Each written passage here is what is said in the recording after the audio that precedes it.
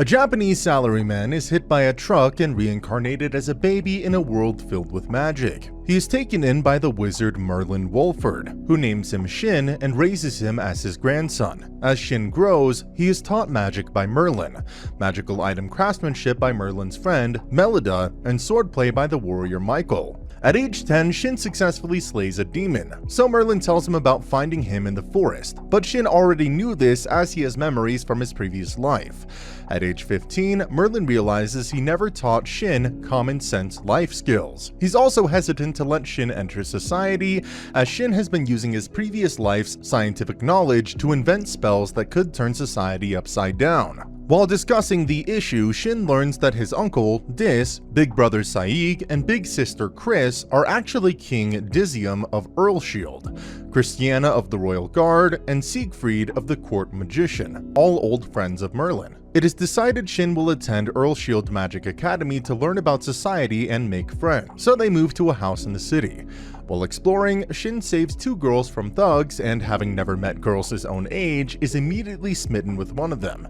The girls, Maria and Sizzlin, also hope to attend the academy. Shin is smitten with Sizzlin, and she also develops a crush on him. Shin earns the enmity of Kurt, who leaves after being scolded by August, King Dizium's son, Shin's cousin. Shin comes first in the exam and has to give a speech. Kurt is furious to discover he is in the A class, while Shin made it to the higher S class. Shin makes changes to the protective spells on his academy uniform. Sizzlin confides to Shin that she has repeatedly rejected Kurt, who is now threatening her. August uses his royal status to force Kurt to leave. Shin invites everyone to his home to ask Merlin and Melida if he can alter Sizzlin's uniform to protect her against Kurt. Melida reveals that this would make Sizzlin's uniform a national treasure level item. Sizzlin tries to refuse, proving to Melida that she is honest and worthy of protection.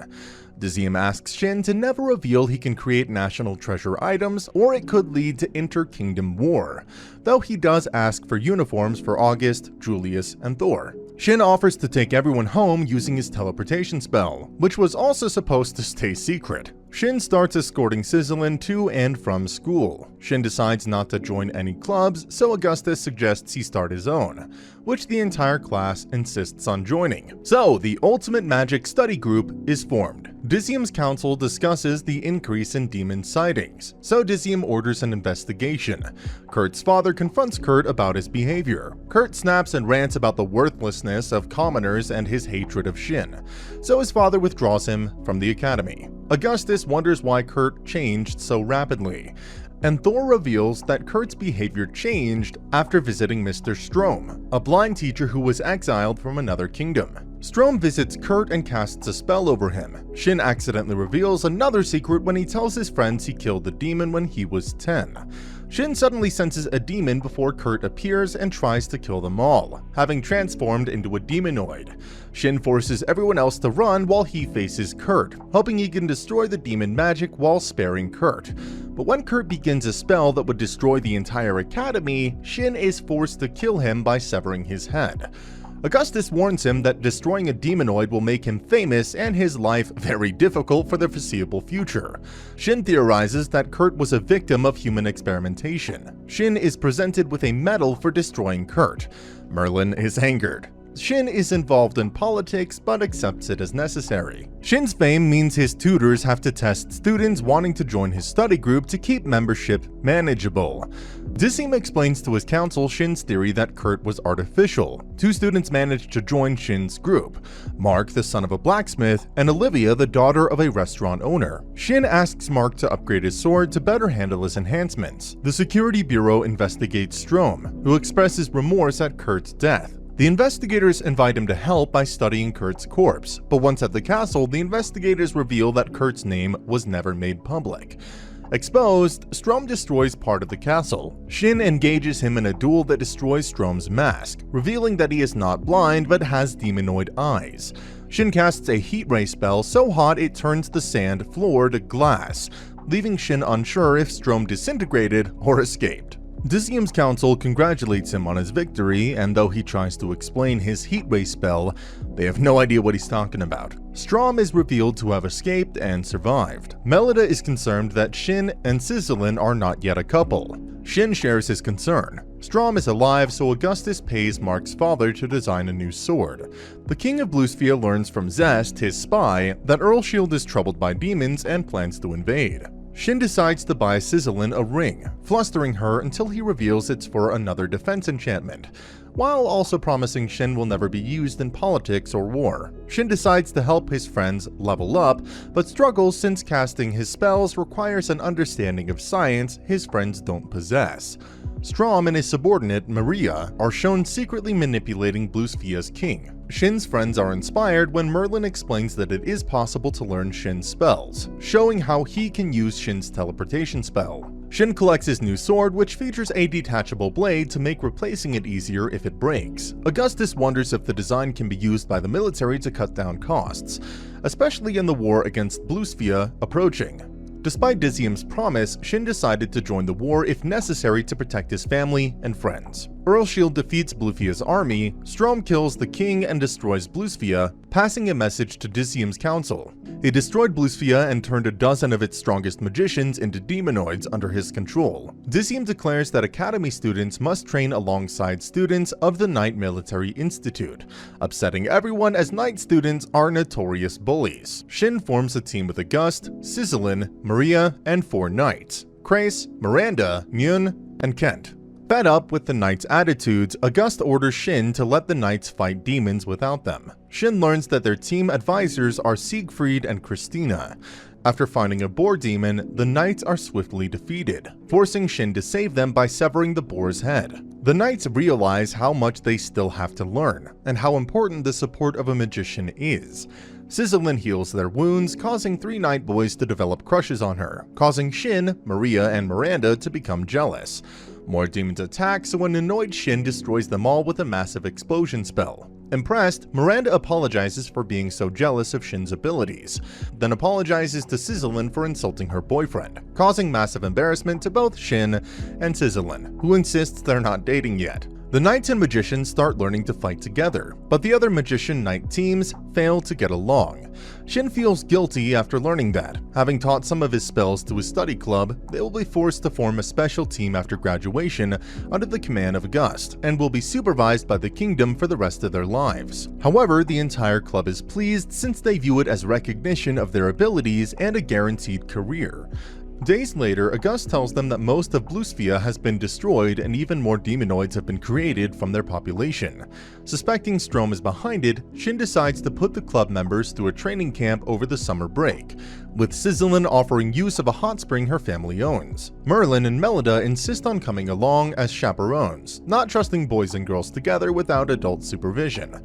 At the resort, even Sizzlin's family servants tease her about her future relationship with Shin. Shin succeeds in making his explosion spell even stronger, earning punishment from Melida for his recklessness. August and Shin visit August's home to find August's fiancée, Elizabeth, and her little sister May, who are both furious. Augustus didn't invite them to meet Melida, and now they insist on attending the training camp. Elizabeth admits she has an ulterior motive, to make sure Shin doesn't steal August, since Shin is all August talks about. August warns Shin that unless he confesses to Sizzlin soon, she may end up with someone else. Later, when Sizzlin blurts out a desire to have children with Shin, he realizes August is right and confesses his love to Sizzlin, who then confesses she loves him too and becomes his girlfriend. Though their first kiss is ruined when they realize all their friends, Merlin, Melida, and Sizzlin's servants, were spying on them. The next day, Shin insists on training at the beach, using it as an excuse to play magician's volleyball. Late at night, everyone reminisces about their childhoods, but when Melida bursts in to tell them to sleep, they all hide. Shin accidentally leaps into Sizzlin's bed to hide, her cries alerting Melida that everyone's still awake, so she lectures them mercilessly. Shin informs Sizzlin's parents, Cecil and Eileen, that they are dating. Cecil is overjoyed, but Eileen warns him that Sizzlin's being a Viscount's daughter comes with expectations, so Shin agrees to become Sizzlin's fiancé. Merlin invites Elizabeth and May to Shin's training. Elizabeth admits she can't use magic, but May shows potential. Strom's demons attack merchant caravans, disrupting the country's food supplies. Shin invents a spell that allows him to fly, but again, no one understands his explanation. Melida and Merlin explain to Sizzlin's parents that Shin is not their biological grandson, but Cecil and Eileen reassure them that they accept Shin for his character, not his bloodline. Shin creates even more National Treasure clothing to protect the club members on their next demon hunt. As Mei feels left out, he creates a magical device to let her talk to them on the hunt, infuriating Melida that he has created yet another society-altering device. Shin lets the club members do the fighting, proving they are now strong enough to kill demons without him.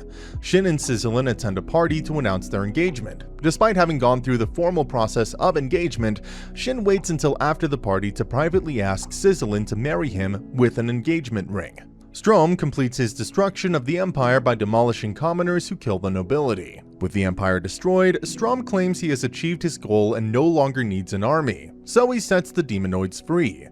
Maria questions his hatred of the Empire, so Strom explains that he was a lord of the Empire, but he disagreed with the Empire's keeping of slaves and made life for commoners as prosperous as possible. The other lords hated him as most of their workforce moved to live on Strom's lands, reducing their tax profits. So King Harold framed Strom for kidnapping commoners living on his land to sell as slaves. The furious commoners set fire to Strom's home, killing his wife Arya and their unborn son. Fueled by grief, Strom demolished himself and swore to destroy the Bolsvia Empire. Now having achieved his goal, Strom becomes aimless. Strom sends his subordinate, Lawrence, to convince the demonoids to attack the Swede kingdom of neighboring Earlshield, hoping to draw Shin into a battle and provide Strom with the new goal of destroying Shin.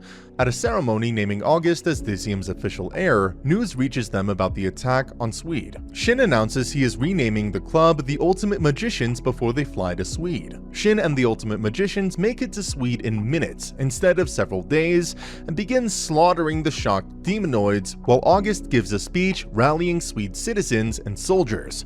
During the battle, magicians make several discoveries, that all the demonoids are commoners of the destroyed Bolsvia Empire and somehow retain their sanity, and all possess a hatred for the nobility. Sizzlin busies herself with healing the injured. Lawrence observes Shin in secret and is astounded by his magical abilities, coming to believe that he might not have any weakness Strom can exploit. August and Maria face the demonoid's leader, Fabro, and eventually defeat him despite his using defensive magic items stolen from Swede soldiers. With over 100 demonoids dead, Lawrence is shocked not only at Shin's power, but also at the power of the Ultimate Magicians. Nearby, Zest wonders if he should reconsider manipulating Strom into fighting Shin, unsure if Strom would survive. Needing to save Lawrence and as many demonoids as possible, Zest asks Miria to intervene. With Miria as a distraction, Lawrence and the demonoids retreat. Shin fails to heal a man's injuries, but Shin invents a multi-step healing spell, saving the man's life and leaving August wondering how powerful Shin is going to become. August requests Swede form an alliance with Earlshield should either kingdom be attacked. August and Shin decide to travel to as many kingdoms as possible to form alliances and make it possible for Shin to teleport to any kingdom being attacked. Thysium is proud of August and intends to seek alliances with other kingdoms.